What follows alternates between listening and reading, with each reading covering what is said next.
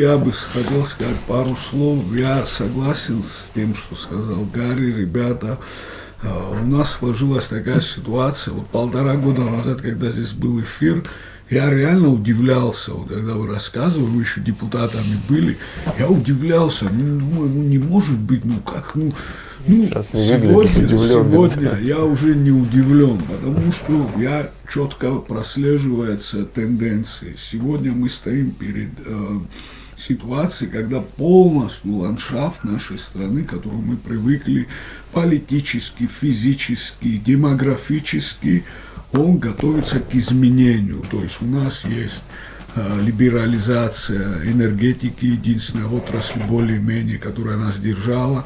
Мы тогда говорили о сохранении национальной энергетики, сохранении социально ориентированного тарифа. Социально ориентированного тарифа у нас уже нету.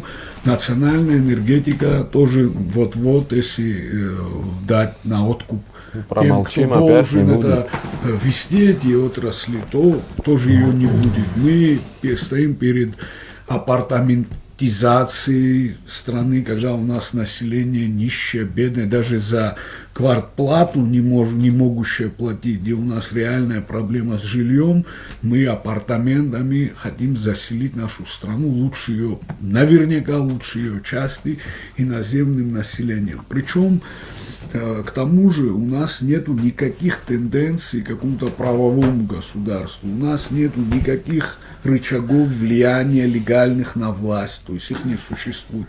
Мы можем обращаться к разуму, можем обращаться к национальным интересам, к совести, подавать в суд, идти в прокуратуру, реакции нет никакой. То есть у нашего народа еще помимо имущества хотят отобрать саму реакцию на недовольство.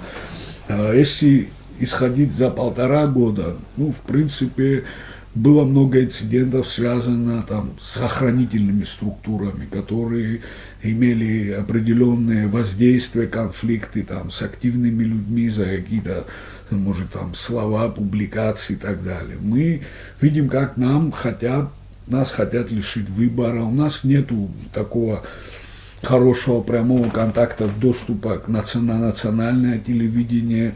Никакого нету, ни хорошего, ни плохого.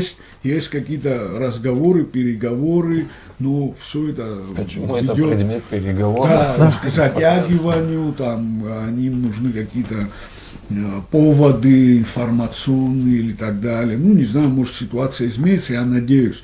Но пока ничего такого не видно. То есть мы стоим перед тем, что реально есть группа людей, чиновников, которые хотят полностью воспользоваться нашим имуществом, нашим будущим, нашими национальными интересами. При этом ничего не делается для простых людей.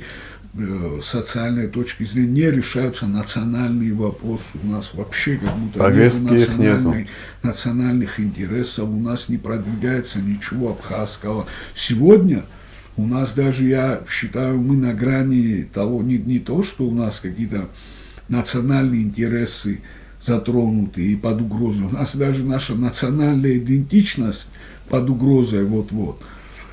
Поэтому, я не знаю, если нету легальных способов влияния на ситуацию, абхазский народ всегда найдет другие пути влияния на эту ситуацию. Я уверен, что вот эти планы, они не будут реализованы. У меня есть такое убеждение. Я думаю, абхазский народ придет к правильным выводам, и мы, может быть, на этих примерах покажем, что такое дисциплина финансовая, что такое ответственность, что надо пересматривать наши подходы в этом плане, и, возможно, это будет я надеюсь, тем поворотным моментом, когда мы вернемся к строительству нашего национального, социально ориентированного государства, который будет для всех граждан Республики Абхазии и который будет развивать абхазский язык, абхазские традиции, абхазскую культуру. И в первую очередь будет направлен на внутреннего потребителя, потому что, инвестор это хорошо, инвестор это отлично, Но не везде, не всегда. Мы должны понять, где он нам нужен, мы должны понять, где мы его будем вовлекать. А некоторые вещи, ну вот, если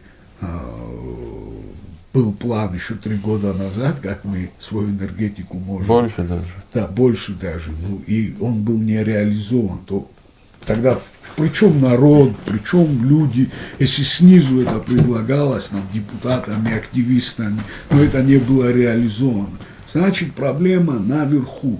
Подожди, еще один аргумент уберу. Депутатами или не депутатами, Ну, он бывший, озвучен, он разработан был специалистами, экономистами, ну, да, юристами. людьми, которые могут что-то сказать. Ну, для меня ситуация сегодня, она реально, я очень обеспокоен, это очень тревожно. Но я верю в абхазский народ, верю, что он сможет защитить свой интерес, свое имущество.